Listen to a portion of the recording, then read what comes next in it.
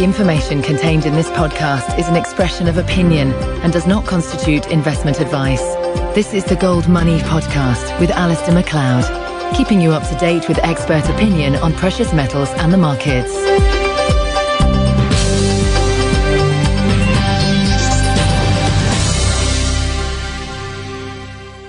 Hello, this is Alistair McLeod, and with me on the line from Germany is Professor Markus Kerber, who is professor at TU Berlin. Welcome, Professor Kerber. Hello. Hello. Looking at the, if you like, constitutional problem in Germany over the eurozone, from Britain, it looks a little bit confusing. I wondered if you could just bring our listeners up to date with the exact state of play. I fully understand that for a foreigner with a tradition of parliamentary democracy and parliamentary sovereignty, the German situation looks a little bit confusing. Let me try to explain. After the war in the light of the 12 dark years of German history, the German politicians said, well, we have to defend democracy against the politicians. And the democratic principle as such is an unalienable part of the German constitution. And as such, or part of it, fiscal and budgetary policy is the hardcore of democracy, which is not at the disposal of any changes. Any law or any transfer of powers has to be in line with that benchmark of the German constitution. And the Verfassungsgericht, the Constitutional Court, is the guardian of the German constitution. The individuals in Germany, or the citizens in contrast to Europe, have a right to protest against offences of that democratic principle. It is a subjective right. So inasmuch as Germany transfers powers to an international organization, in this case to the European Community or to the so-called European Stability Mechanism, the citizens may protest and say and may argue, and this is what they do and this is what I do. Not only this costs a lot of money and Germany will be exposed to an enormous loss of money, but finally there will be an enormous financial burden, and that financial burden will squeeze out, factually at least, the democratic right of participation in the democratic debate on democracy. So the Constitutional Court has made two prerequisites. First of all, that for any bailout and for any transfer of powers, the German parliament in a qualified way must be heard. They have to give their consent. And secondly, that whatever transfer takes place, it must not lead to an unsustainable burden for public finance in Germany. Right. That I think that's quite clear. It seems to me that this goes back to the Growth and Stability Pact, which, if I think I've got this right, said that no country can run a budget deficit of more than 3% or a level of government debt in excess of 60% of GDP. Yet, virtually all the governments concerned, well, certainly all the governments that are looking for bailouts are well in excess of those two provisions. But putting that provision into a treaty, I would have thought means that there is only one way that the Constitutional Court can really rule on this, because the bailouts they must be against the treaty, the provisions of the treaty, or have I got that wrong? Well, no, you're fully right, and I cannot consent more that the bailouts are a violation of the letter and the spirit of Article 125, which says that there is an interdiction of bailouts, or the so-called no bailout clause, that every country is liable for its own sovereign debts. And what is more important than the letter is the spirit. No bilateral agreement may alter or change or even modify that no bailout clause, because the no bailout clause has tried to be, that was the prerequisite of German consent, of Dutch consent, of Finnish consent to the European Monetary Union, by saying whatever happens, there will not be a bailout. Every country remains exposed to market discipline, which apparently is no longer the case. So far you've got things completely right. As far as the Stability and Growth Pact is concerned, this has now been perpetuated into what they call a fiscal compact, which has modified the Growth and Stability Pact insofar as that, contrary to the Stability and Growth Pact and to Article 126 of the European Treaty, the European Court of Justice may be an actor, a player in that field, and may not only examine but even impose sanctions on a country. May even impose balance sanctions on a state, the fiscal behavior of which is unbalanced. This is an innovation. That treaty is a normal international treaty consented by 25 out of 27 members of the European Union. It's not a modification of the treaty, and this is why we have so great legal problems with that. In substance, that changes the relationship between national fiscal democracy and Brussels. And Brussels will have many more rights to intervene, to prevent, and why take a case to the court, which Brussels so far, the Commission was so far, or any member state was so far not allowed to do. So in the Constitutional Court in Germany and in the legal discussion, we have two components for the time being: the European Stability Mechanism, which is some sort of bailout fund, an umbrella, a firewall, institutionalized, perpetual, and totally, in opposite to the clause you mentioned, the no bailout clause, suspending permanently that bailout clause. That will be judged not only by the German Constitutional Court, but as well by the European Court of Justice, because a very courageous Labour MP of Ireland, Mr. Thomas Pringle, has brought it before the Supreme Court, and the Supreme Court has asked the European Court of Justice, in the framework of a procedure for a preliminary judgment, to rule on whether any member state is entitled to ratify the EMS, due to the fact that it's quite obviously a violation of the bailout clause. Right. So which order is this going to go? Because I would have thought that there's some sense, perhaps, in the European Court of Justice considering this case ahead of the Constitutional Court. Well, very logic, but logic is not always, let's say, the steering committee or the steering function, the ordering function of law. As a matter of fact, the Constitutional Court, the National Constitutional Court, and the Court of Justice, the European Court of Justice, are in a parallel relationship. The Constitutional Court judges German constitutional law, and the Court of Justice in Europe judges the compatibility of ESM with European law. As a matter of fact, once the European Court of Justice has said that Ireland is or not entitled to ratify the EMS, then the German legislator and the German Constitutional Court will have to adjust this decision, or has to take that into account, because in the field of construing and interpreting and ruling the European law, the European Court of Justice has an undisputed monopoly. Yes. Yeah, no, that's rather what I thought. But getting back to the bones of the case, it seems to me that Germany has got itself, not by its own design, into an almost impossible, in fact it is an impossible position, because the cost of bailing out the other members of the eurozone who either have sought a bailout or are likely to seek a bailout is so enormous, it is too big for countries like Germany, Finland, Netherlands and Austria and Luxembourg to bear. And of course, Germany is a major component of this. And I just cannot see how this is possible without the ECB coming in and trying to find a way of providing the money without collapsing the euro.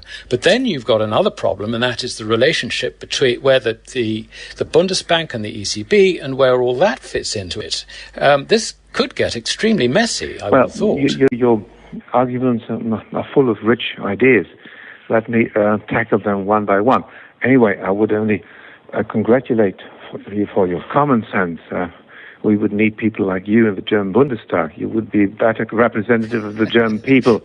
And you would certainly I'm not a politician. Not mislead the German nation as some politicians around for Merkel do. the suit which I have just lodged, or the complaint which I have just lodged in the name of about 20 businessmen and academics in Germany, is the first one. Really the first one that confronts the court with a quantified analysis of the overall consolidated financial burden for Germany if not there is an extremely bad scenario, but if we have a probably bad scenario. That is, say, today we know already the risk which we are exposed to. We have the IMF loans. Germany is exposed to that with 6%. We have the European stability mechanism of May and June 2011. Germany is exposed to that by 10%. We have the European Financial Stability Facility, which is it's a counterproductive incentive, because the one who gets a bailout, such as Greece, Portugal, and Ireland, they opt out. They automatically out of any liability. So there is an incentive to be bailed out, because then you have solved two problems at one stroke. You're no longer liable, and you get a lot of money. So Germany is no longer liable only for 27%. It's already liable for 29%, because the pro rata liability grows for the others as well, for Spain. Then we have to face up Spain and Cyprus. Imagine Cyprus. What have we got to do with the offshore bank in Cyprus? And this will add to the number of countries which will opt out, and the liability of Germany and the others will grow. So I have simply taken as an assumption that Slovakia and Slovenia, countries far poorer than Greece, will remain in, but Spain,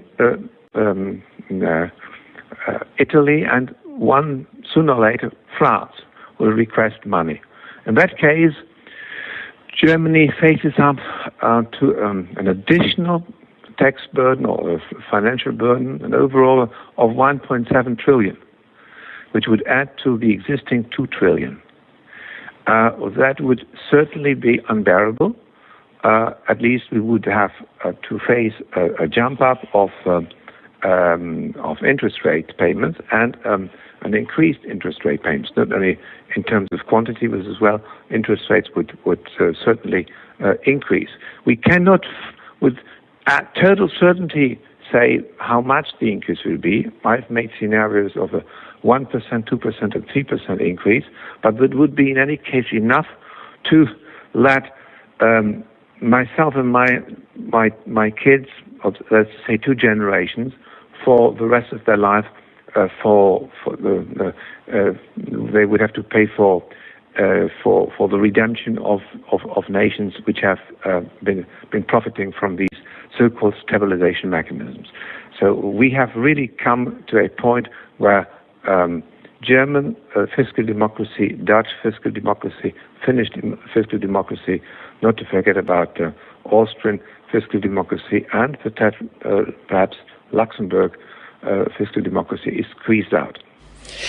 Yes, this is. There is another aspect of this which I just want a little clarification on. You've put in you've quantified the amount of the burden of debt that Germany is likely to face under reasonable circumstances. Possibly face, yeah. But this is it's a dynamic situation where which is deteriorating all the time, and the deterioration can be measured by the week virtually. So my question really is, does the Constitutional Court, in considering its judgment, look forward as well as just, if you like, pronouncing on the evidence that is put before it? Don't expect too much of the law court, particularly not of the Constitutional Law Court.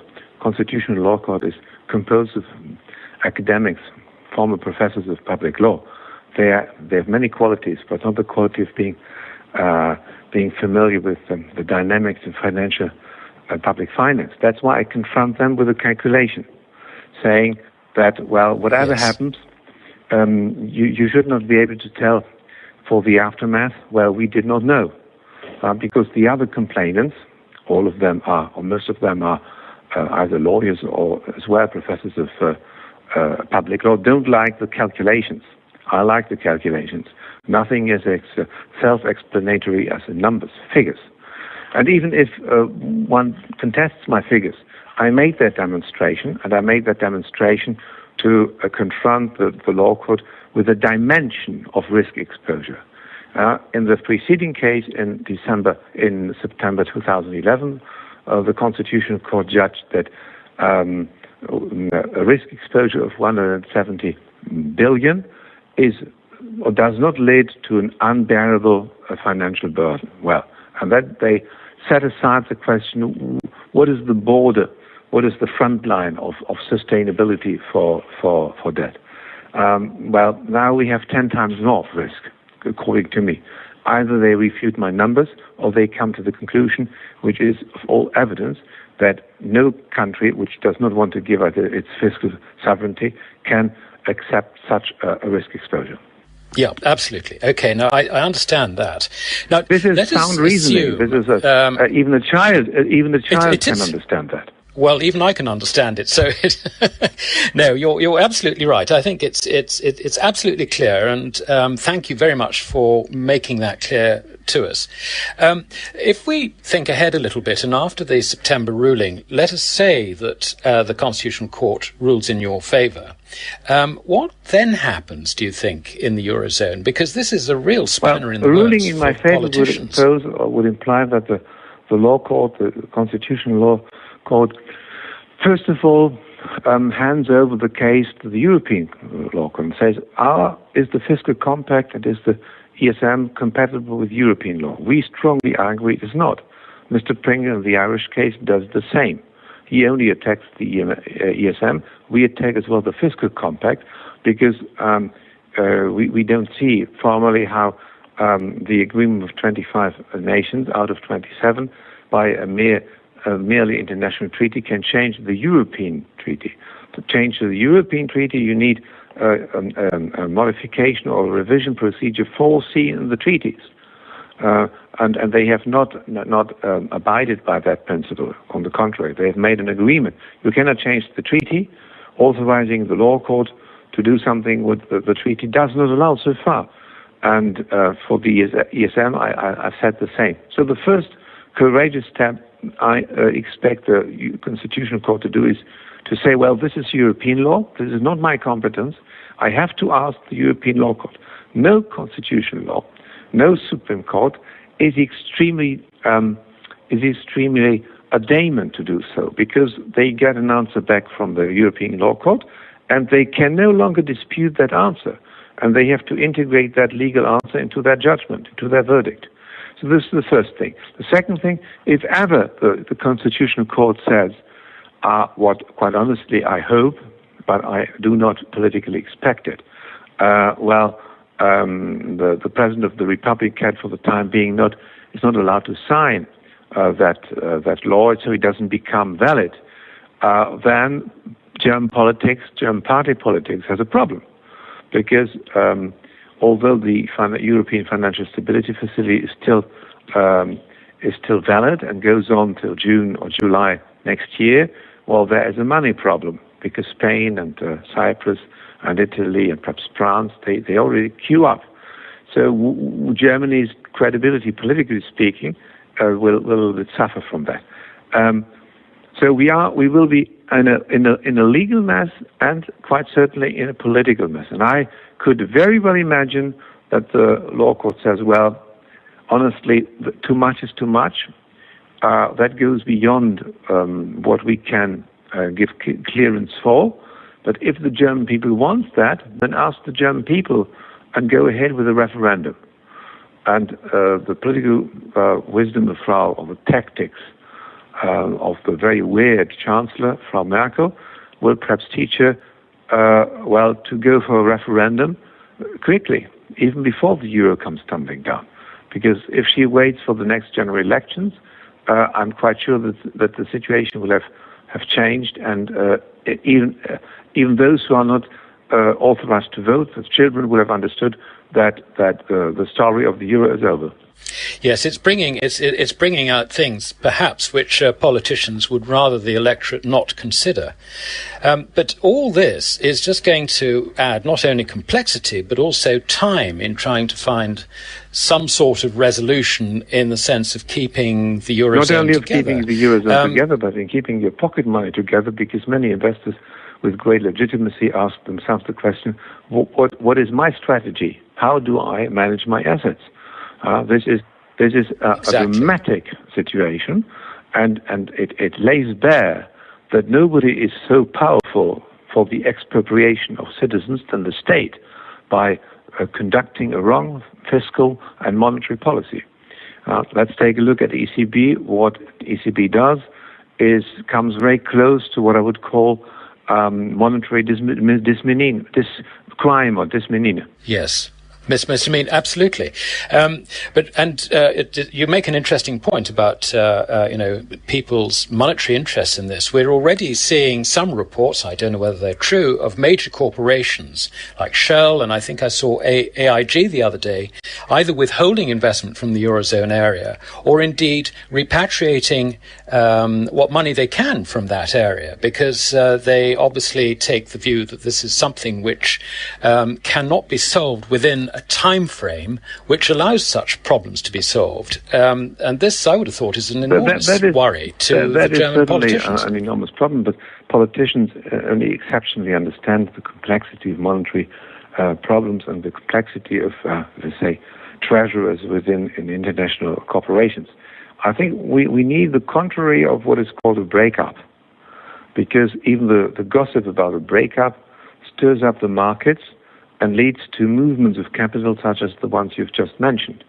Because what happened in Greece, with a lot of Greek capital moving out and bringing the euro accounts to safe haven banks, could as well happen to all the eurozone if Germany does not use its leadership or doesn't reinvent its leadership. So that is why I've proposed a plan for an evolutionary dismantling of the eurozone. I would like to bring the debate to an end whether the euro is the utmost of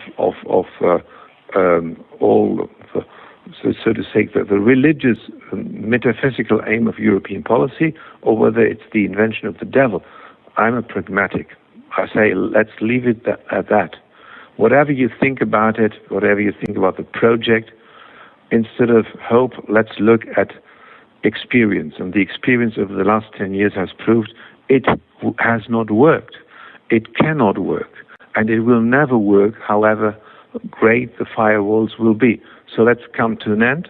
Let's come to a soft landing. My proposal is, instead of abolishing all that, instead of doing what certain members of the British Upper House have proposed, we should have an evolutionary attitude and create alongside to the euro a parallel currency, which I have baptized the Guldenmark, trying to make a combination of the Guilder and the Deutschmark, because the Netherlands and Germany and Finland and Austria and Luxembourg and perhaps in the midterm one Mediterranean country should be founding members of that zone.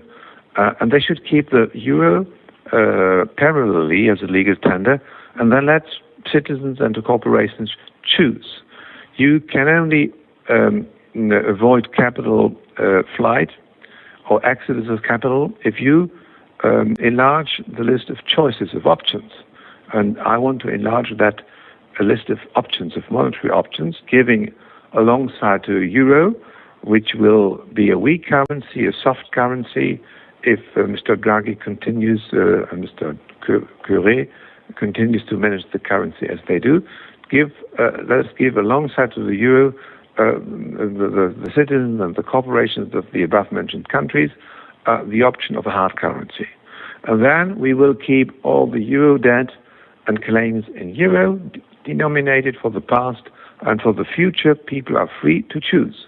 Right. I have put this down into a book which is called Daring More Competition, More Monetary Competition, and I would be happy to send this to you if ever you're interested. I would be very interested. And can our listeners buy this through Amazon? Yes, they can buy this. This is a scientific publisher who's called Lucius and Lucius, but I will send you a flyer, and it is available at rates which are, I would say called humane. It's written in an essay-like style. I've made it in German and English, because to be known in the English-speaking world, you have to write, fortunately enough, in English. And I have kept another 50% for myself. And I pay tribute in that little booklet to an economist who's perhaps the most misunderstood and misinterpreted economist of our time, John Maynard Keynes, who, in his analysis of the Versailles peace treaty, taught us how the wrong handling of an economic matter, by politicians might lead to an outburst of political flames. And as we have had this 2 times in the 20th centuries, I think we should watch out that the euro, although apparently a failing economic project, should not become the source of political aggression and political confrontation.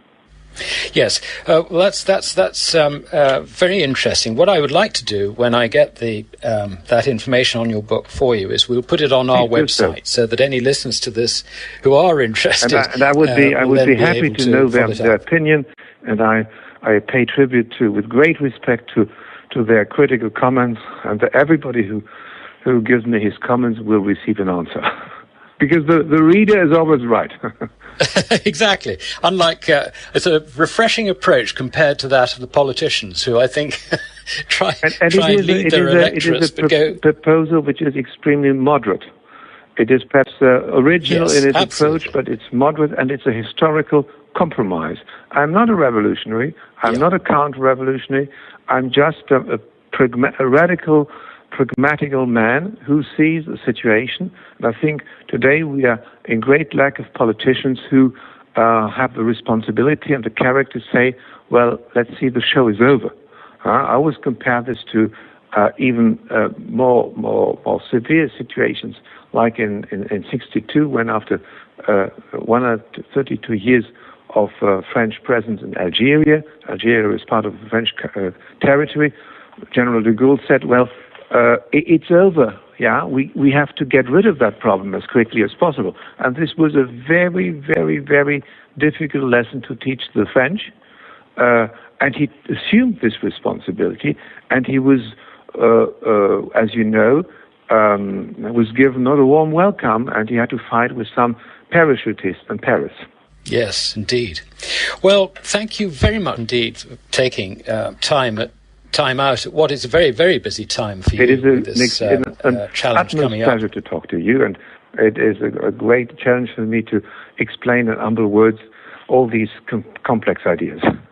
Well, we are very, very grateful, Professor Kerber, and thank you very much indeed, and I wish you every success with it. The fight to ensure that the law is obeyed and that some sensible pragmatism comes into the equation. Thank you so much. Thank you very much indeed.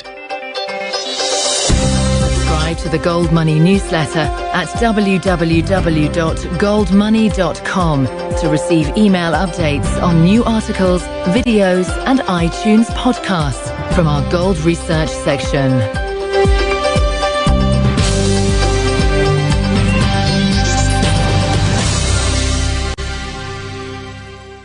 Be in line with that benchmark of the German Constitution, and the Verfassungsgericht, the Constitutional Court, is the guardian of the German Constitution. The individuals in Germany, or the citizens, in contrast to Europe, have a right to protest against offences of that democratic principle. It is a subjective right. So inasmuch as Germany transfers powers to an international organization, in this case to the European Community or to the so-called European Stability Mechanism, the citizens may protest and say and may argue, and this is what they do and this is what I do. Not only this costs a lot of money, and Germany will be exposed to an enormous a loss of money, but finally there will be an enormous financial burden. Could just bring our listeners up to date with the exact state of play. I fully understand that for a foreigner with a tradition of parliamentary democracy and parliamentary sovereignty, the German situation looks a little bit confusing. Let me try to explain. After the war, in the light of the 12 dark years of German history, the German politicians said, well, we have to defend democracy against the politicians. And the democratic principle as such is an unalienable part of the German constitution. And as such, or part of it, fiscal and budgetary policy is the hardcore of democracy, which is not at the disposal of any changes. Any law or any transfer of powers has to run a budget deficit of more than 3% or a level of government debt in excess of 60% of GDP. Yet, virtually all the governments concerned, well, certainly all the governments that are looking for bailouts are well in excess of those two provisions. But putting that provision into a treaty, I would have thought means that there is only one way that the Constitutional Court can really rule on this, because the bailouts they must be against the treaty, the provisions of the treaty, or have I got that wrong? Well, no, I'm fully right, and I cannot consent more that the bailouts are a violation of the letter and the spirit of Article 125, which says that there is an interdiction of bailouts or the burden, and that financial burden would squeeze out, factually at least, the democratic right of participation in the democratic debate on democracy. So the Constitutional Court has made two prerequisites. First of all, that for any bailout and for any transfer of powers of the German parliament in a qualified way must be heard. They have to give their consent. And secondly, that whatever transfer takes place, it must not lead to an unsustainable burden for public finance in Germany. Right. That I think that's quite clear. It seems to me that this goes back to the Growth and Stability Pact, which, if I think I've got this right, said that no country can.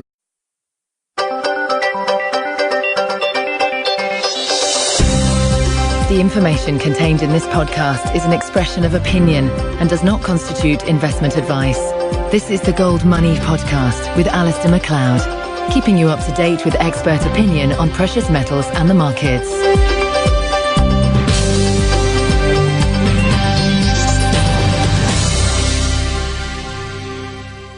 Hello, this is Alistair McLeod, and with me on the line from Germany is Professor Markus Kerber, who is professor at TU Berlin. Welcome, Professor Kerber. Hello. Hello. Looking at the, if you like, constitutional problem in Germany over the eurozone, from Britain, it looks a little bit confusing. I wondered if you